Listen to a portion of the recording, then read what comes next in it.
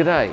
Qantas isn't the renowned airline it used to be, both nationally and internationally. I've had my fair share of underwhelming experiences, and I know many of you have as well. But today I'm taking two very different flights with Qantas on my journey from Perth to Miami. Let's find out if Australia's national carrier is clawing back its reputation or sinking deeper into mediocrity. My journey starts here in Perth at the domestic airport going to Sydney. Normally I go to this lounge, which is the standard business class lounge, but today I've got an invite up to the chairman's lounge. Well, this is definitely a step up from the normal lounge, but this is very much in a similar style to Melbourne and Sydney's lounges with the carpet and the lovely decor. And this lounge is typically only open to super VIPs, and they have a kitchen here too where you can get the likes of Neil's BLT sandwich or even signature breakfast of poached eggs. Not that I had that, I ended up with just some fruit. Well done to me. Well, that is the best lounge in Perth by an absolute mile, and it is invite only.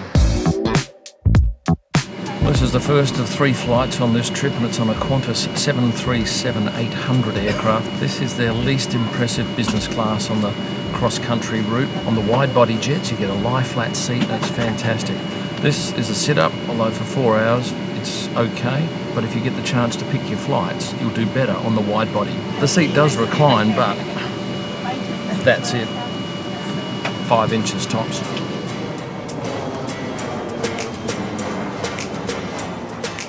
A big shout out to Bitdefender for sponsoring this video and helping protect me on track during the F1 season. Getting ready for a race weekend like Miami means packing all the essentials. Cameras, lenses, hard drives and laptops, vlog equipment, you name it. But it's not just about having the right gear and no idea, it's about protecting everything too. And on that topic, I've certainly learnt a thing or two. When you're travelling all season, you're a high-profile target for things like ransomware and online threats. And for creatives like me, losing access to my work or having files locked is a nightmare scenario. It can be just one click on a malicious link, and access to all my work is now held hostage. Even paying the ransom doesn't guarantee I'll get it back. This year, I'm a collaborating partner with Bitdefender. They keep creators like me safe from ransomware, and they've helped save over $1.6 billion in ransom payments. For me, staying safe online is just as important as getting the perfect shot. Lunch was served about an hour into the flight, and the salmon salad and sourdough bread were great. The beef pasta, yeah, average, wouldn't order that again, 6.5 out of 10. And then I watched a movie, You're Cordially Invited, with Will Ferrell and Reese Witherspoon. Yeah, very average. And then it was landing into Sydney a little behind schedule.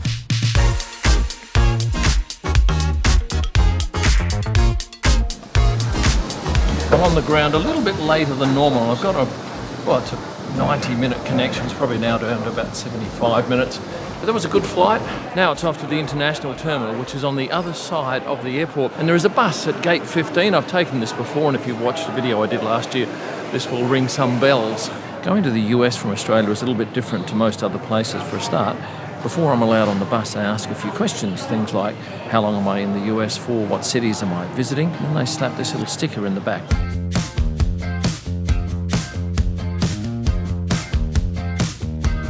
Well, this is Qantas's first lounge. It is their best lounge in the country, and it is quite delightful. But I've only got 15 minutes here, so I've ordered a cheeseburger and a Coke, and that'll be it. But my next flight is on an A380. It's in first class. It is glorious, and I think you too will enjoy what I'm about to enjoy. This is no doubt the toughest time difference change that I have all year. It's exactly 12 hours.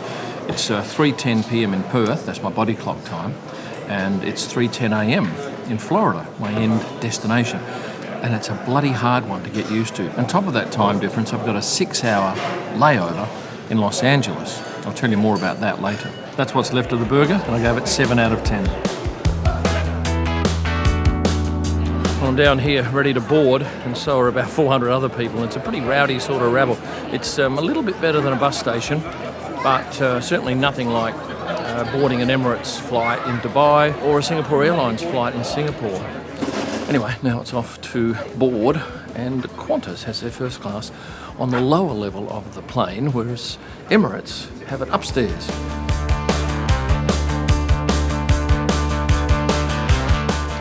Straight up, it's a glass of Pommery, and I think it's a crime not to try it. I've had this before on here, and I like it.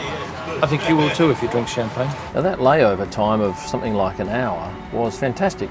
I got a quick meal in, as you saw, and then it was down to take off. Now, I've sat in the seat and got some pajamas, an amenities kit and some slippers. And the amenities kit is just okay. Moisturiser, lip balm and face cream, along with a mask and some socks and a comb and a toothbrush. And it's a long way short of Emirates and Qatar, which I put right up there at the top level. Now this suite is spacious. It's at an angle and this chair swings around and allows me to put that into a lie flat bed. But I get 2 large windows and it might average 2.5 per suite on this aircraft.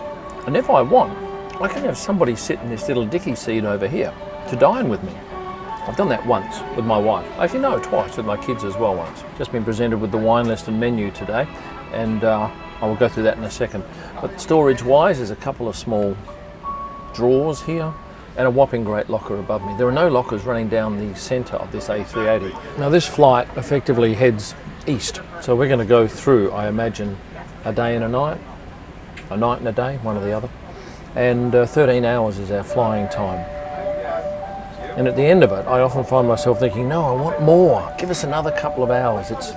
Especially if I can get some sleep. And to that end, they have the most luxurious linen from an Australian company called Sheridan. And the mattress I rate as the best in the skies. And hopefully they've got a second mattress for me, because 2 is divine.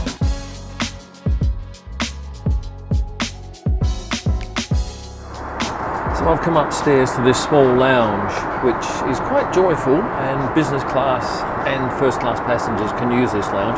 And this area on the Emirates A380 is actually a bathroom, and the same on the other side. But up here, I think this is probably a better use of that space, given that a number of people can join in here. Now my next flight's with JetBlue, and there's a 6 or 7 hour layover.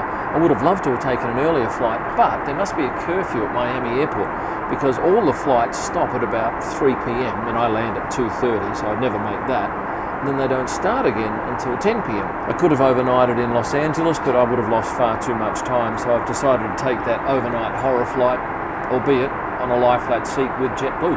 This is one of the 2 bathrooms up the front of first class, bigger than normal bathroom on a plane, with interesting things like Rexona underarm, razors and shave gel, but no extra toothbrushes because they are in the amenities kit. And a nice mirror with some lights down the side. I'm 2.5 hours into the flight and I've just had a steak, which was, despite me asking for medium rare, which I think is very hard to do on a plane, it was well done, so I'll give that 7 out of 10. Tasty, lovely seeded mustard from Beerenberg, and this was pretty good here. Mac and cheese. Oh, and the salad had a beautiful balsamic dressing. And for entree, which for Americans is an appetizer, I had some pasta. But I actually had that after my main meal. Don't worry about why. And I was fortunate they had a spare serving of the lamb, so I tried that as well, and I gave that 7.2 out of 10 before finishing off with an ice cream. There are 8 hours and 41 minutes left of this flight, and I'd like to think that I could get 6 hours sleep. Let's see how we go.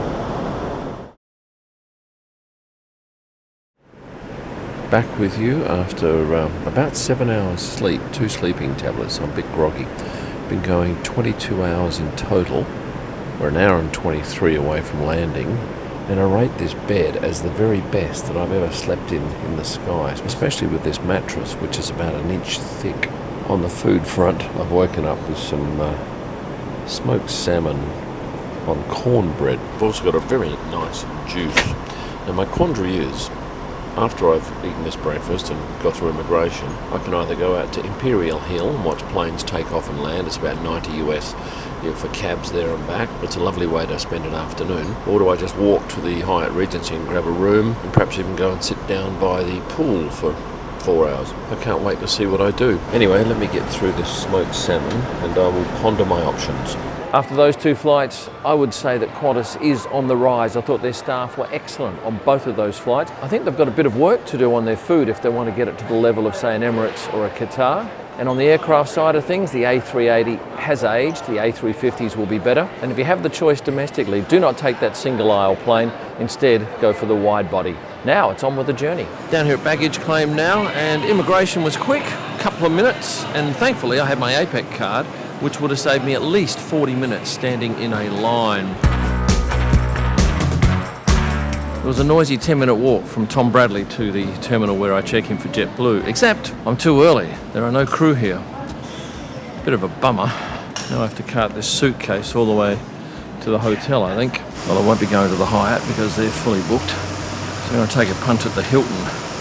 And I've got one of these shuttle buses which takes me right to the hotel.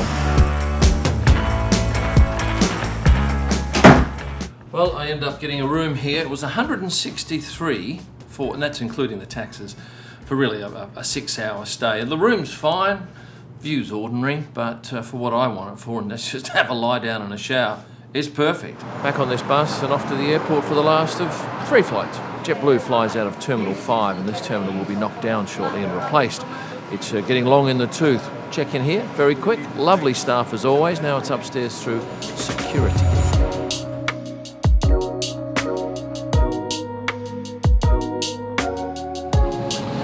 This is seat 4F on the A321 for JetBlue. Just a lovely product. It's a throne seat because you've got these 2 sections either side which provide you with a throne-like experience. This seat goes fully lie flat, and you get linen, which is on your seat when you arrive into the suite. There are 16 of these suites in the front part of the cabin, and you get a little pouch full of goodies. Now, I rate this as one of the best pouches, and I just realised that you can actually get multiple of these and daisy chain them together. What we got here, you get a face peel, eye mask, some socks. I was going to spray that on my face, I thought it was a mist, but no, that's mouthwash. And lip balm and hand cream. This is from Dr. Dennis Gross. Oh, earplugs as well. Now remember, this is a near enough to 10 p.m. takeoff and 6 a.m. arrival because there's a 3-hour time difference.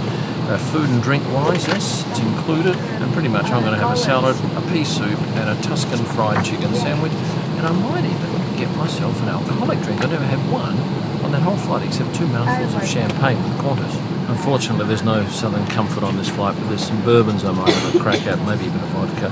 And wine wise, there are 2 Spanish wines, a French wine, an Italian and a Californian wine, and 3 power outlets and Wi-Fi. And not only do they have movies on their in-flight, they also have a whole lot of TV stations. And I quite like the blue lighting that we have for takeoff.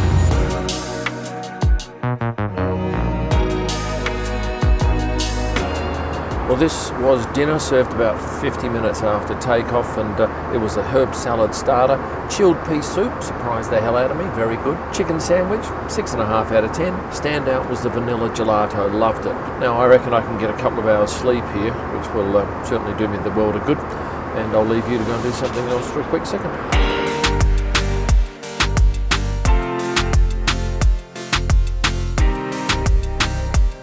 Well, that's my final flight into Fort Lauderdale. No more flights for a week, about an hour I reckon to get to my hotel, but JetBlue is certainly my favourite US airline for that business class seat. It's refreshing, and in fact their whole attitude towards flying is refreshing.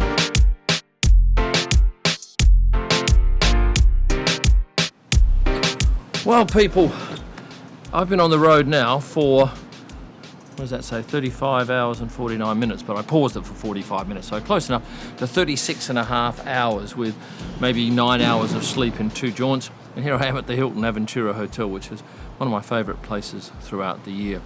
Lovely view here over the pool, lovely sized room, and I really love the fact that I have a deck and a balcony. I've got a couple of days off before I head to the track for the Miami Grand Prix, and I do hope that you are subscribed to this channel. If you're not, here is your chance to remedy the situation by hitting that subscribe button. And for a whole host of extra content and merchandise, I warmly invite you to have a look at any of these sites here. And finally, thanks for watching. And stay passionate. And 3 power outlets. Are we closing the door shortly, so please ensure